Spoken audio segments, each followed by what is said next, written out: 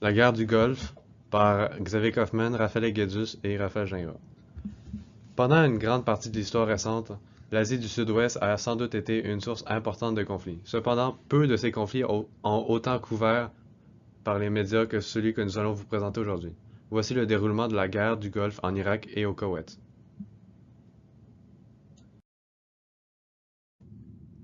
Tout a commencé le 2 août 1990 quand l'Irak, sous le contrôle de Saddam Hussein, a décidé d'envahir le Koweït. Évidemment, la réaction des autres pays envers cet événement était très négative. Mais avant de vous expliquer qu'est-ce qui s'est passé après cette première invasion, vous devriez savoir pourquoi l'Irak a envahi le Koweït.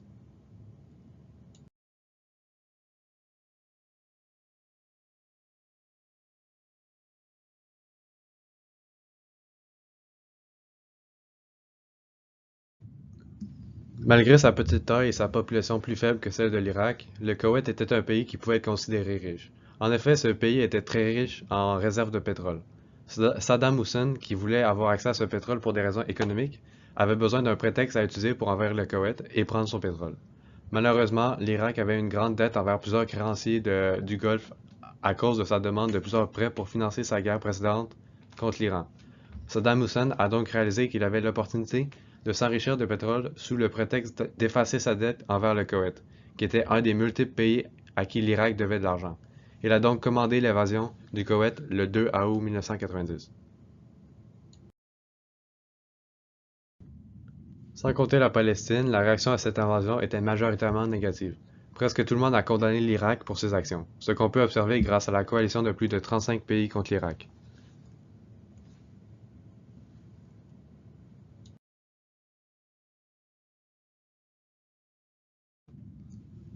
Après une conférence demandée par les États-Unis et le Koweït, l'ONU décide même d'adopter la résolution 660, qui constate que l'invasion de l'Irak est une menace à la paix et à la sécurité internationale et exige le retrait des troupes irakiennes parmi d'autres choses. Évidemment, l'ONU a décidé d'intervenir dans ce conflit puisqu'il a jugé comme une menace à la paix et à la sécurité mondiale, ce qui est une des clauses qui justifie le non-respect du principe de la non-ingérence. Mais il a également vu cette invasion comme une opposition au principe de la paix et de la non-violence vers lequel la politique moderne voulait se diriger. Les États-Unis avaient aussi un intérêt à protéger le Koweït à cause de leur grande économie pétrolière avec les pays de l'Asie du Sud-Ouest. Peu après la résolution 660, l'ONU a adopté la résolution 661 qui stipulait la mise en place d'un embargo financier de l'Irak parmi d'autres choses.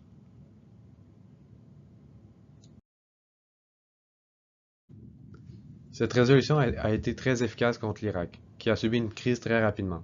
Même s'il ne manquait pas d'armes, leur économie était basée sur l'exportation du pétrole, donc il manquait beaucoup d'argent et de nourriture.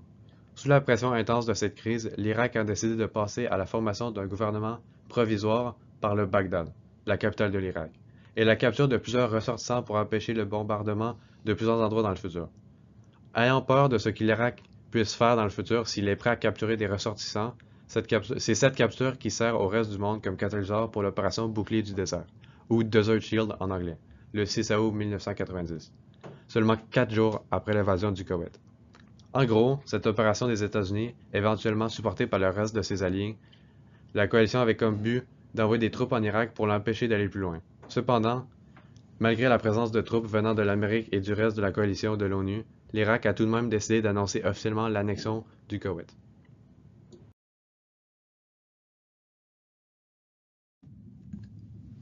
Voyant malheureusement que l'Irak ne semblait pas changer ses intentions, l'ONU est arrivé à son dernier recours. Il a annoncé à l'Irak qu'il allait autoriser l'utilisation de la force militaire, s'il n'avait pas dépeuplé le Koweït avant le 15 janvier 1991. Après cette annonce, les États-Unis se mettent déjà en action. En effet, le Sénat américain autorise déjà à George Bush, le président des États-Unis à l'époque, d'intervenir avec sa force militaire en Irak. Ainsi, après l'expiration de l'ultimatum du 15 janvier de l'ONU, l'opération Desert Storm, ou Tempête du désert en français, est lancée le 17 janvier 1991. Il est important de noter que même si l'Iran et l'Israël supportaient la coalition durant cette guerre, les États-Unis leur ont demandé de rester neutres pour éviter de créer un conflit d'intérêts avec l'Arabie saoudite. Il est également important de noter que malgré la peur soutenue par la coalition de l'armée irakienne, la technologie militaire des États-Unis et de ses alliés était beaucoup plus avancée que celle de l'Irak. Ils possédaient plusieurs avions à bombes précises qu'ils ont utilisés pour détruire les sites stratégiques situés en Irak et au Koweït. comme le F-117, en plus de tous les autres avions à bombe normale qu'ils ont utilisés contre l'armée irakienne durant la guerre.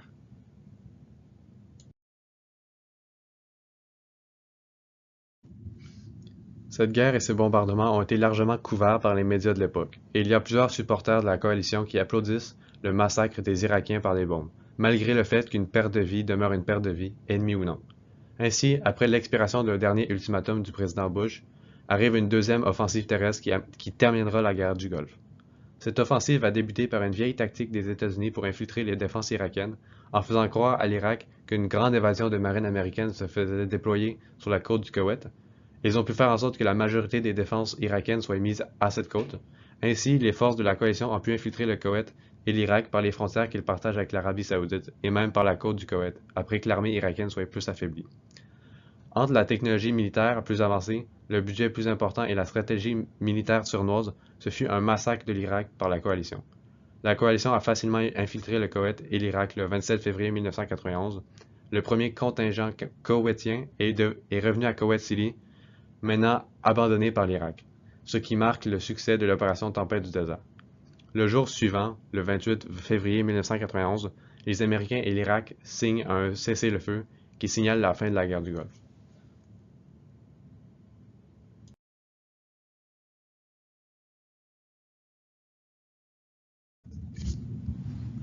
Pour la coalition contre l'Irak, les pertes militaires furent de moins de 1600 morts ou de blessés. Ce manque de pertes importantes peut être attribué à la technologie et la stratégie militaire beaucoup plus avancée de cette coalition. Cependant, la même chose ne peut pas être dite pour les Irakiens.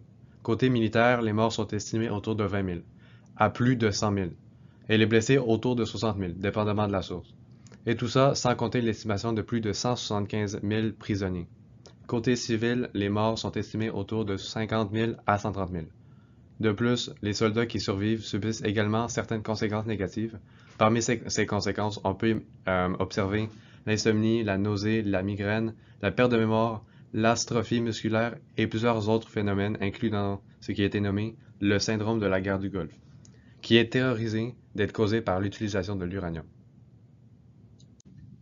Cette guerre a également causé des dégâts intenses à l'économie pétrolière de la région.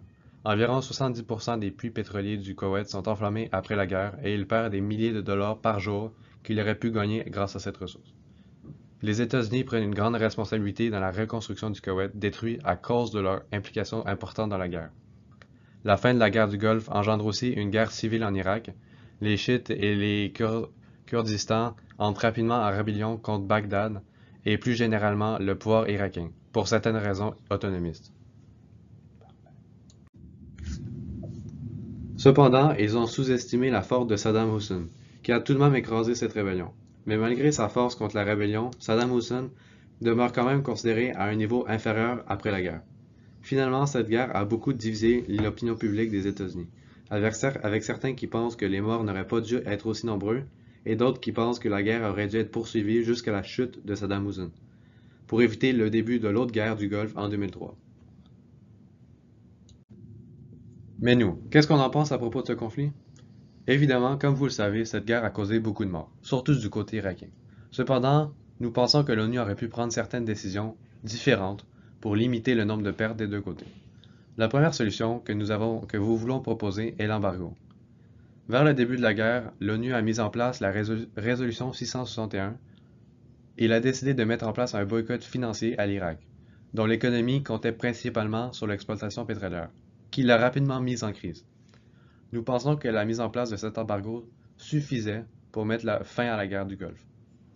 L'ONU aurait pu donner un ultimatum à l'Irak pour qu'ils enlèvent leurs forces du Koweït.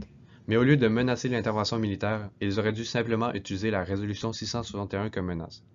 Même si cette solution aurait probablement pris plus de temps pour terminer la guerre du Golfe, elle aurait certainement causé moins de morts militaires, et aurait donc possiblement été plus humanitaire. Une autre solution qu'aurait pu utiliser l'ONU pour rendre les effets de ce conflit moins dévastateurs, surtout pour les civils, aurait été d'envoyer les casques bleus en mission humanitaire pour diminuer la propagation des feux faits par les pétrolières et pour donner de l'aide humanitaire aux réfugiés de guerre ou à ceux ayant perdu leur maison dans la guerre ou dans les feux. Ceci aurait pu aider à sauver des milliers de vies civiles et de rendre la guerre un peu moins meurtrière.